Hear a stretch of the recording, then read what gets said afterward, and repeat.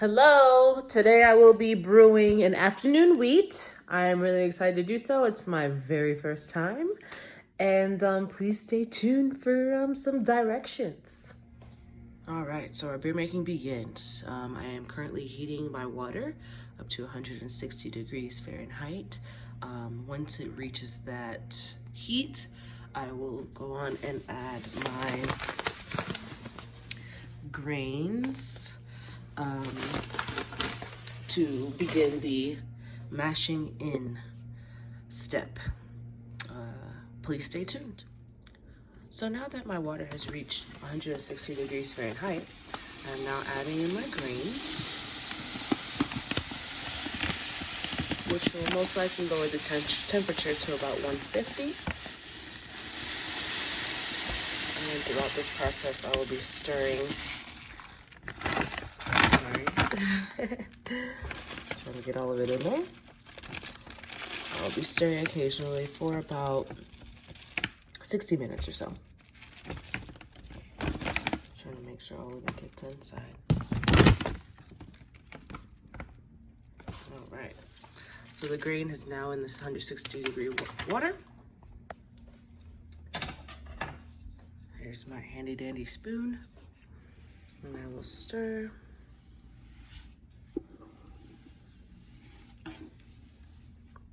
If it gets a little dry, I may have to add a little water, but it looks okay for now.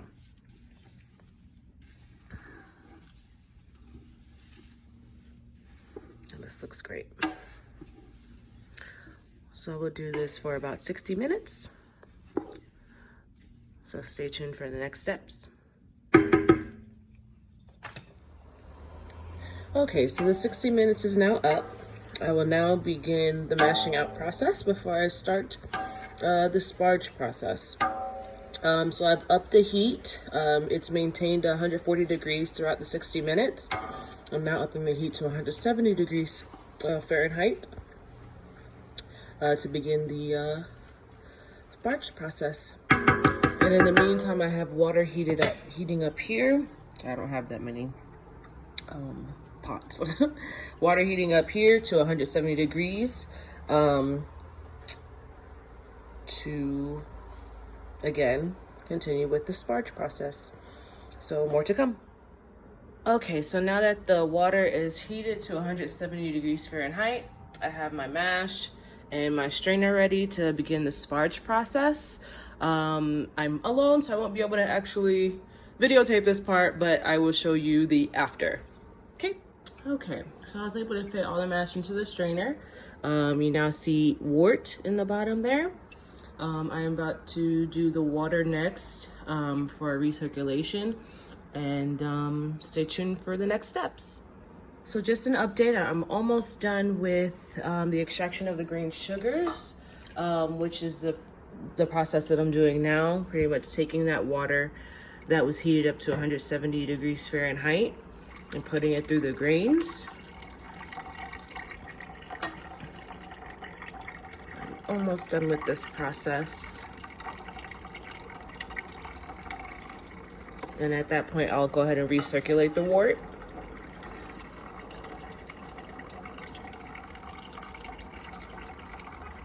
And then move on to the boiling process,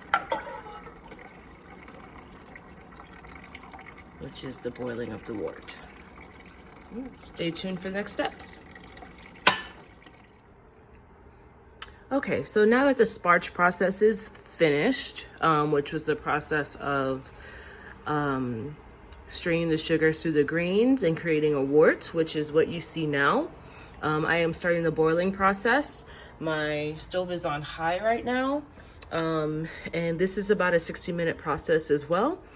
And throughout that 60 minutes, I'll be adding my ingredients such as hops, and stay tuned for the next steps. Just waiting for this to boil and create a foam. And at that time, I'll start my timer. Okay, thank you. Okay, so now that my wort is now boiling, I'm gonna add some hops. I'm only gonna do half right now since it just started boiling. And bear with me as I try to do this. And I have now, well, I'm going to right now set my timer for 60 minutes. And at about half the time, I'm going to add some more hops. Oh gosh, excuse me here. So 1 hour start. So you'll see the foam right here. It's at a low boil. They said that we should keep it at a low boil. So the hops have been added. At about halfway through, I'll add some more hops.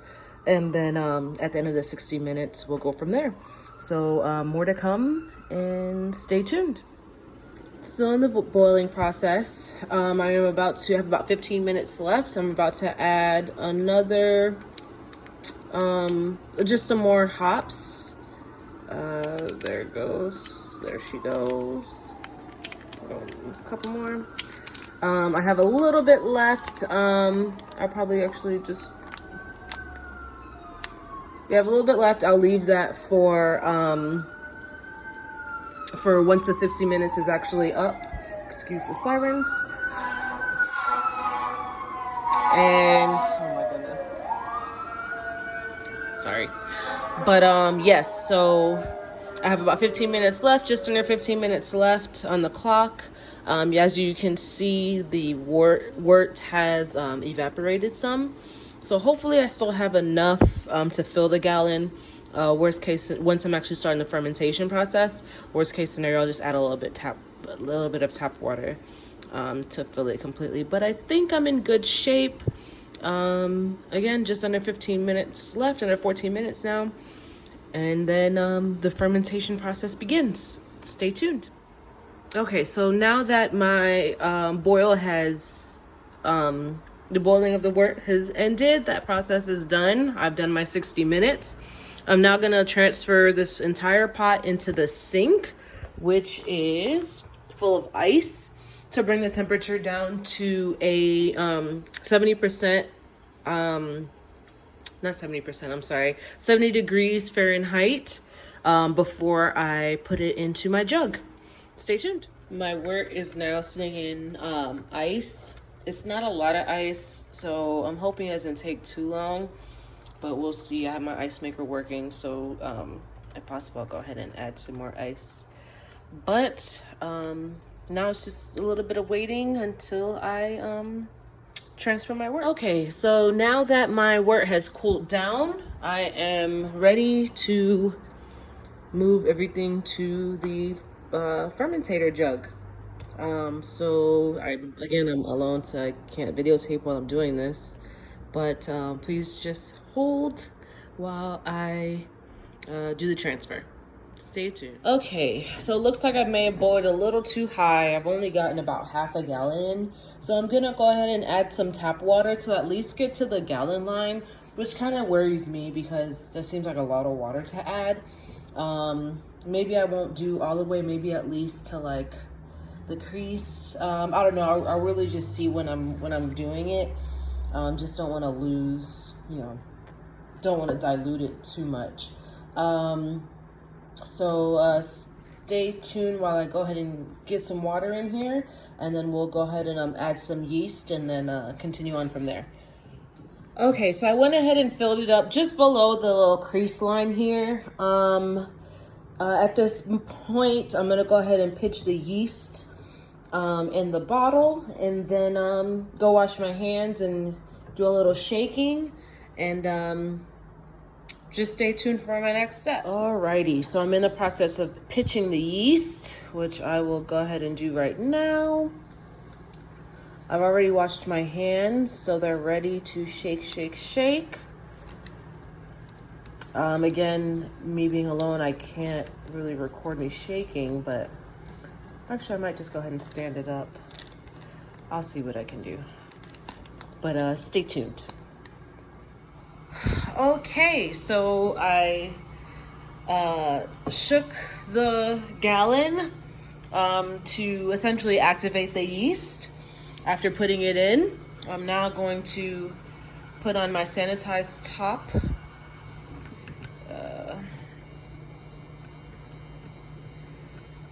Oops, this won't go on properly. Sorry, having little technical difficulties here. Just putting this topper on.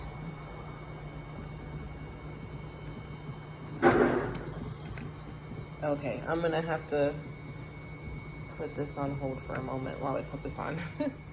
Alrighty, so I've got the top on now.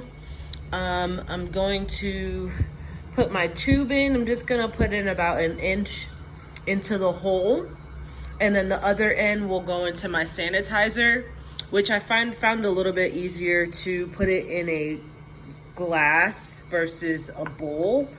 So it kind of just sits in there. Trial and error, so that may not work, but that's just my logic. So we'll go with it for now. If it doesn't, then we'll switch it up to a proper small bowl. So as I unravel this tube, just bear with me here. Okay, so I have my end. I've gotten it unraveled now. I'm gonna go ahead and put that in. It's gonna go in, I think about that much is just fine. And then this other end will go into the sanitizer that I have here. Oh, sorry. Which works perfectly as my logic said. So I will actually go ahead and place this into a dark place, and in a couple days I'll replace the tubing with this guy here with the topper. So just stay tuned for the next steps.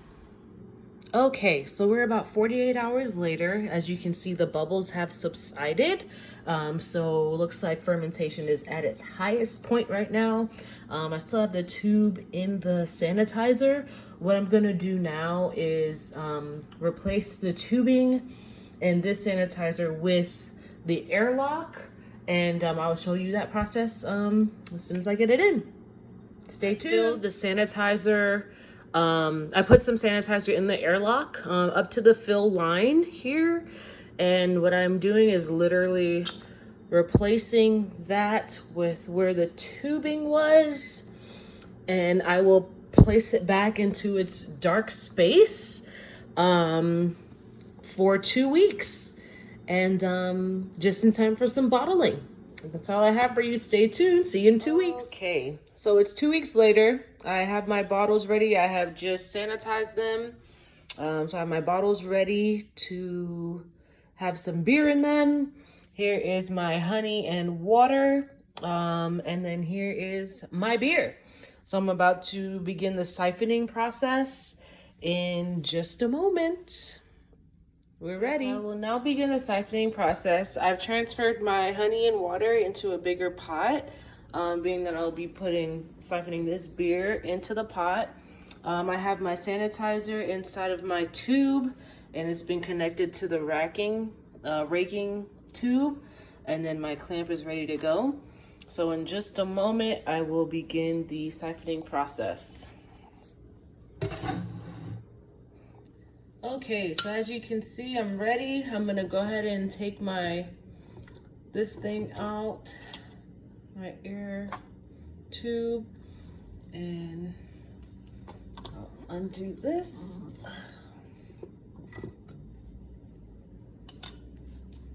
And then I'll go ahead and put in my raking tube.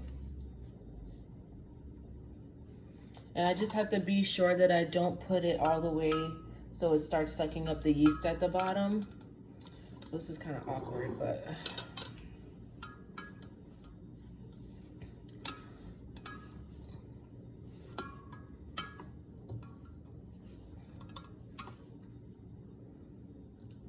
all right. So I'm gonna let go of the clamp a little bit, just until the sanitizer comes out. And then once the beer starts, I'll start putting it into my pot, which I have right in there. So bear with me here as I begin this process. Sorry, I'm trying to do it away to where can see everything, but I'll just move it in a second.